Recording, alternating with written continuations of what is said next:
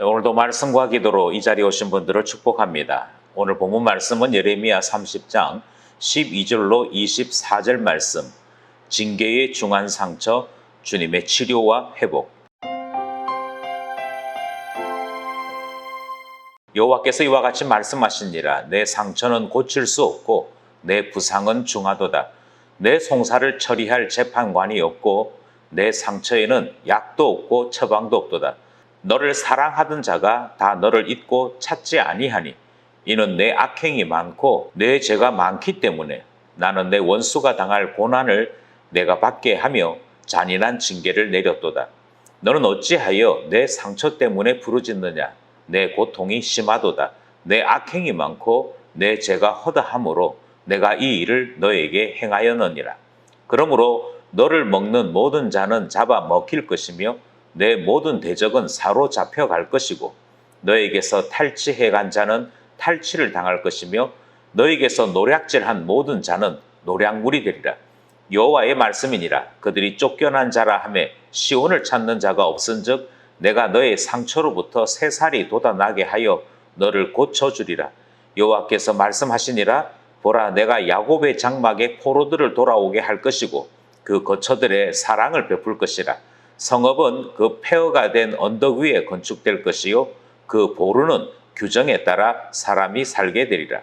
그들에게서 감사하는 소리가 나오고 즐거워하는 자들의 소리가 나오리라. 내가 그들을 번성하게 하리니 그들의 수가 줄어들지 아니하겠고 내가 그들을 존귀하게 하리니 그들은 비천하여지지 아니하리라. 그의 자손은 예전과 같겠고 그 회중은 내 앞에 굳게 설 것이며 그를 압박하는 모든 사람은 내가 다 벌하리라. 그 영도자는 그들 중에서 나올 것이요 그 통치자도 그들 중에서 나오리라. 내가 그를 가까이 오게 하리니 그가 내게 가까이 오리라. 참으로 담대한 마음으로 내게 가까이 올 자가 누구냐? 여호와의 말씀이니라. 너희는 내 백성이 되겠고 나는 너희들의 하나님이 되리라. 보라, 여호와의 노여움이 일어나 폭풍과 회오리 바람처럼 악인의 머리 위에 회오리 칠 것이라. 여호와의 진노는 그의 마음의 뜻한 바를 행하여 이루기까지는 돌이키지 아니하나니 너희가 끝날에 그것을 깨달으리라.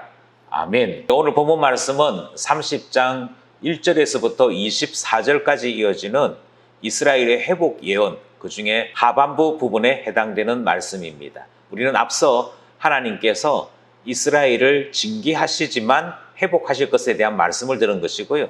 이제 그 말씀이 어떻게 이루어지는지 또 하나님의 회복은 어떤 의미가 있는지를 우리가 말씀을 통해 확인하고자 하는 것입니다. 말씀 안으로 들어가겠습니다. 첫 문단은 12절로부터 15절입니다. 먼저 12절 말씀 보겠습니다. 여호와께서 이와 같이 말씀하시니라. 내 상처는 고칠 수 없고 내 부상은 중하도다. 하나님께서 이스라엘이 징계받고 하나님께로부터 벌 받는 그 모습을 이렇게 소개하고 있습니다. 너에게 상처가 있다. 너의 부상이 중하다. 이렇게 말씀을 하시죠. 상처라고 하는 말의 그 단어의 뜻은요, 떨어져 나가 죽어버린 것입니다. 그러니까 뭐 팔이 하나 잘려 나간다든지 이렇게 되면 그 잘려 나간 것이 아무 의미가 없지 않습니까? 상처는 그런 것입니다. 그래서 떨어져 나가고 그로 인해서 큰 손실을 당한 것, 이런 의미가 있다면 부상은 매나 채찍질을 맞았다라고 하는 그 흔적, 그것으로 인해 일어난 깊은 상처를 우리는 부상이라고 이야기하는 것이죠. 따라서 하나님께서 너가 상처가 있다. 그 상처 고칠 수 없다. 너 부상이 있다. 그 부상이 깊다. 이 말씀은 하나님께서 이스라엘을 때리셨고 그 맞은 것이 엄청나다 하는 의미를 포함하고 있는 것입니다. 13절, 내 송사를 처리할 재판관이 없고 내 상처에는 약도 없고 처방도 없도다. 그러니까 아무런 대책이 세워질 수 없음을 하나님께서 말씀하십니다. 14절, 너를 사랑하던 자가 다 너를 잊고 찾지 아니하니 이는 내 악행이 많고 내 죄가 많기 때문에 나는 내 원수가 당할 고난을 내게 받게 하며 잔인한 징계를 내렸도다. 주님께서 왜 이와 같이 끔찍한 상처, 끔찍한 부상이 생기도록 하셨는가에 대한 그 이유를 14절이 설명을 합니다. 14절을 보시면 너의 악행이 많고 너의 죄가 많기 때문이다 이렇게 말씀합니다. 그러니까 왜 이와 같이 상처가 끔찍하냐? 이게 중요한 것이 아니고요. 이 끔찍한 상처가 날 만큼 하나님이 왜 때리셨는가? 그 이유가 중요합니다. 그것은 여기에 등장하는 것처럼 악행과 죄가 많기 때문입니다. 그래서 하나님께서 하신 일이 고난을 경험토록 하신 것이고 잔인한 징계를 베푸신 것입니다. 나는 내 원수가 당할 고난을 너가 받게 하며 잔인한 징계를 내렸도다. 이것이 14절 뒷부분의 이야기지요. 그러니까 하나님께서 징계하신 이유는 하나님께서 끔찍한 상처가 나도록 때리신 이유는 악행, 죄 때문이라고 말씀하십니다. 이것이 이스라엘이 심판받는 이유입니다. 그런데 심판받는 이스라엘이 아무 소망도 없고 대책도 없고 고칠 일도 없습니다. 그런데 반전이 일어나죠. 그 반전이 14절 앞부분에 기록되어 있었습니다. 14절 앞부분에 너를 사랑하던 자가 다 너를 잊고 찾지 아니하니, 매맞아서 엉망진창이 된 이스라엘을 찾는 자가 아무도 없는 것이죠. 유다 사람들이 비참해지고 나니까 아무도 찾는 사람이 없습니다. 그래서 매맞았고 엄청난 상처를 입었고 그 결과 찾는 사람이 아무도 없게 된 것입니다. 15절 너는 어찌하여 내 상처 때문에 부르짖느냐? 내 고통이 심하도다. 내 악행이 많고 내 죄가 허다함으로 내가 이 일을 너에게 행하였느니라. 그러니까 어제도 말씀드렸습니다만 아이들이 매를 맞으면 왜 맞았는가 하는 것을 모르고 아팠다, 아빠가 나를 무섭게 했어, 뭐 이렇게만 기억하는 그것처럼 영적인 자각력이 떨어지면요, 영적인 분별력이 떨어지면 딱 이와 같은 소리를 하거든요. 하나님께서 나를 엄청나게 때리셨어, 이것만 이야기하고 나의 악행, 나의 죄에 대해서는 말하지 않는 희한한 모습이 나타나는 것이지요. 그런데 15절은 계속해서 이렇게 반문하고 이와 같은 반문에 답을 주십니다. 반문은 이것이죠. 상처 있다. 왜 나에게 상처를 주십니까? 뭐 이게 반문이에요. 또 일어나는 것이 고통이 너무 심하지 않습니까? 이게 이스라엘 사람들이 자꾸만 하나님께 대하여 던지는 반문입니다. 그런데 하나님께서 주시는 답은 하나님께서 이 일을 왜 행하셨는지를 기억하라는 것이지요. 너의 죄가 허다하기 때문이다. 네 죄가 허다하니까 내가 이와 같이 한 것이지. 이 말씀이 15절 말씀이 되어집니다. 그러므로 12절로부터 15절은 이스라엘이 심판받는 이유, 하나님의 엄중한 심판의 이유에 대해 말씀하십니다. 그랬는데요, 16절로부터 18절은 회복의 말씀으로 전환이 되어집니다.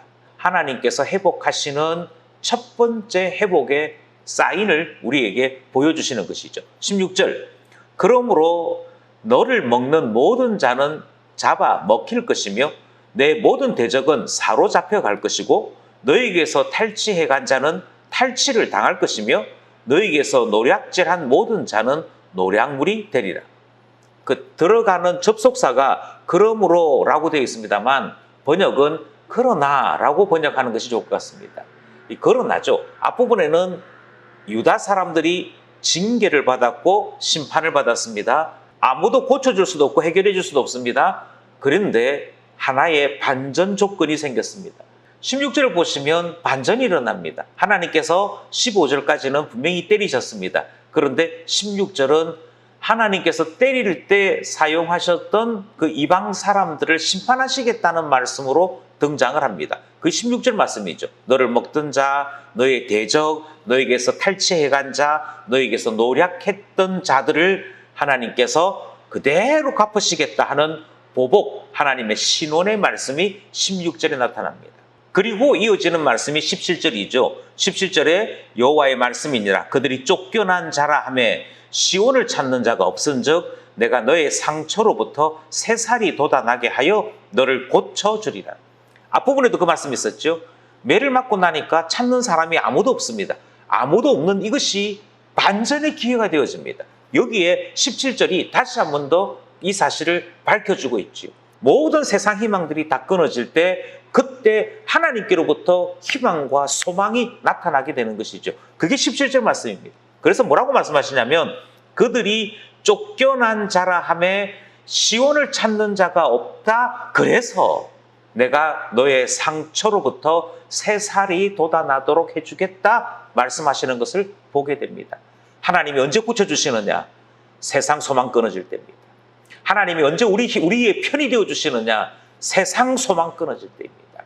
이것이 17절 말씀이지요.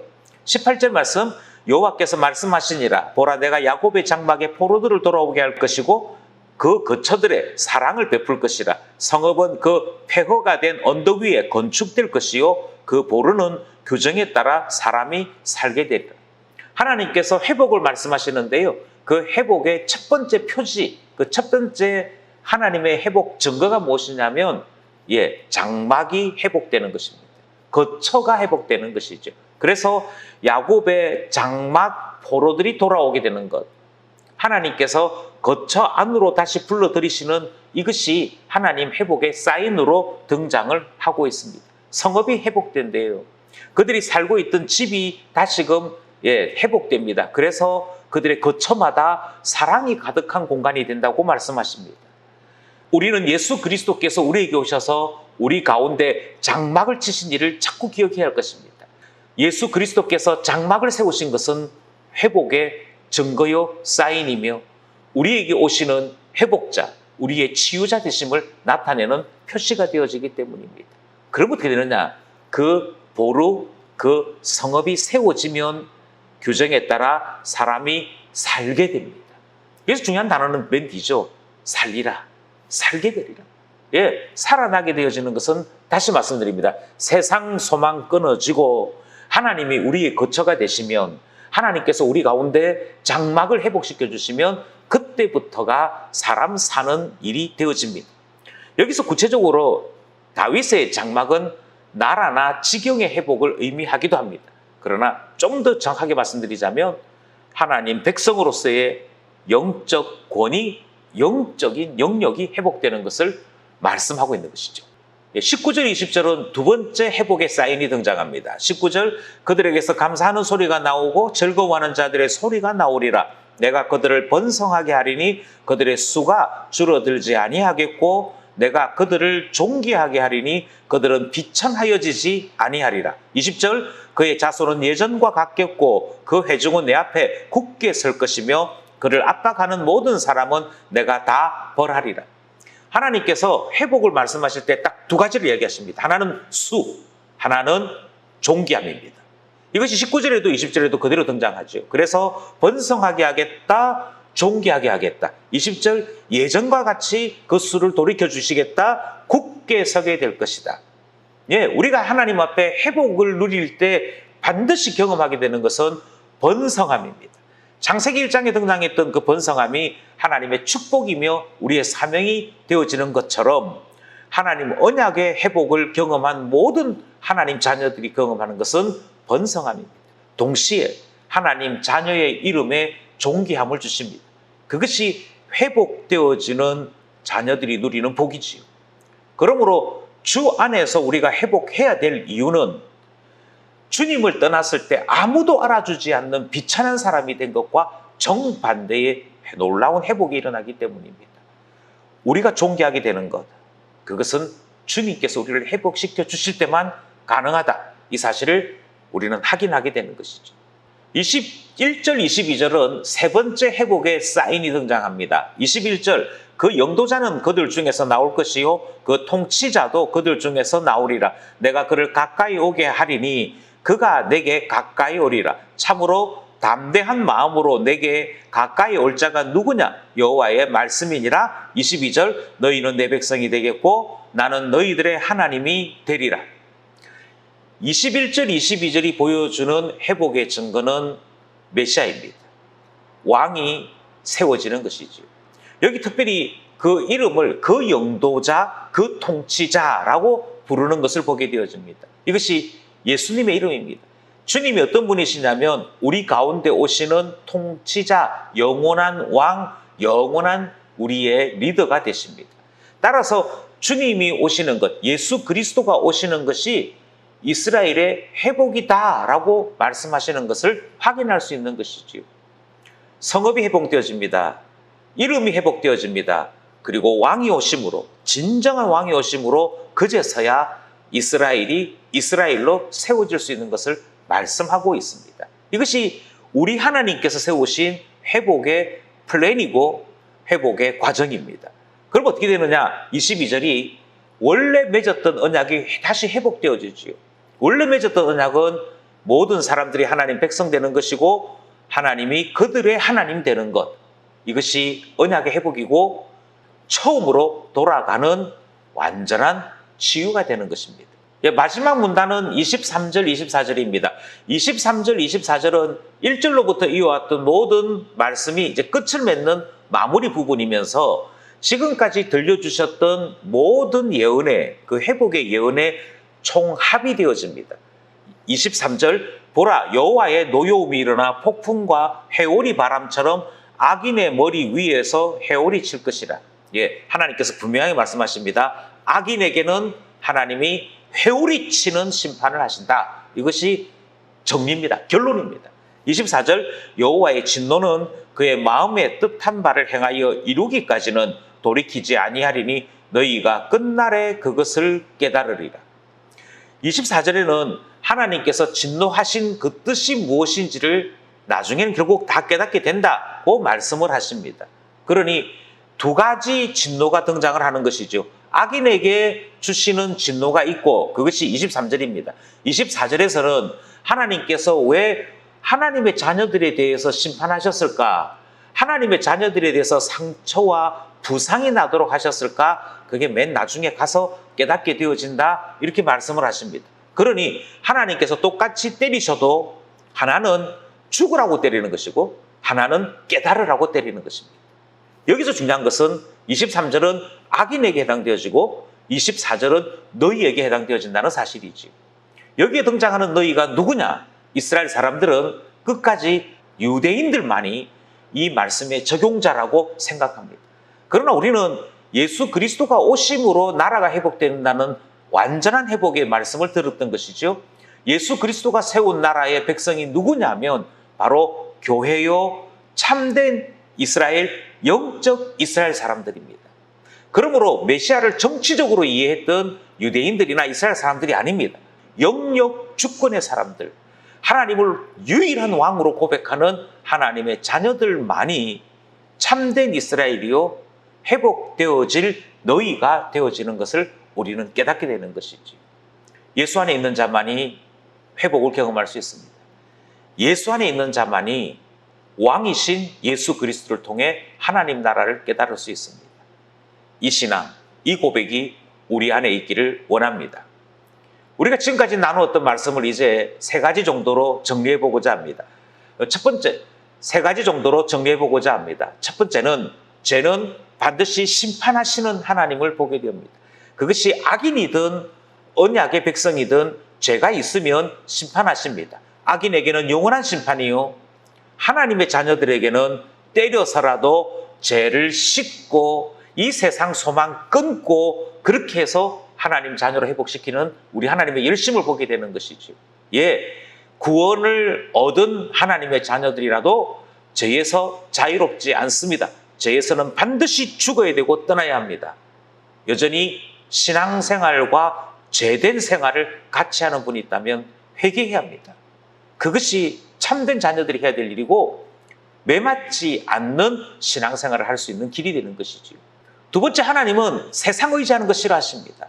세상 사람들이 찾을 때 하나님은 떠나셨습니다. 세상 사람들이 그를 버리니까 하나님께서 긍휼의 마음을 베푸시는 것 보게 되어집니다. 세상 기대어서는 아닐 것입니다. 그것이 지금은 달콤해 보여도 마침내는 배반을 경험합니다. 마침내는 비참함을 경험합니다.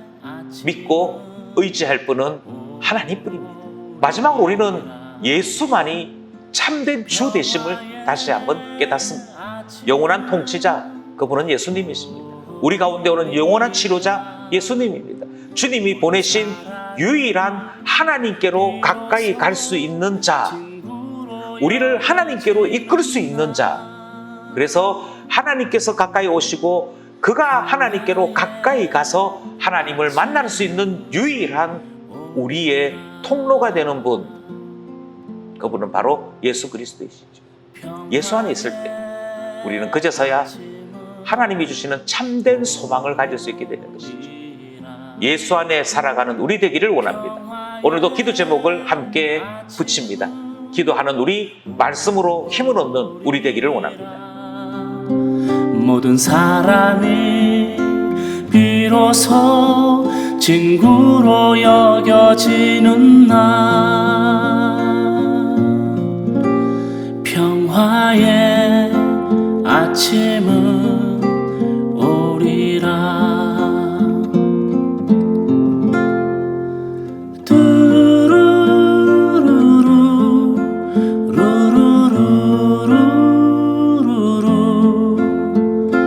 라라라 라라라 라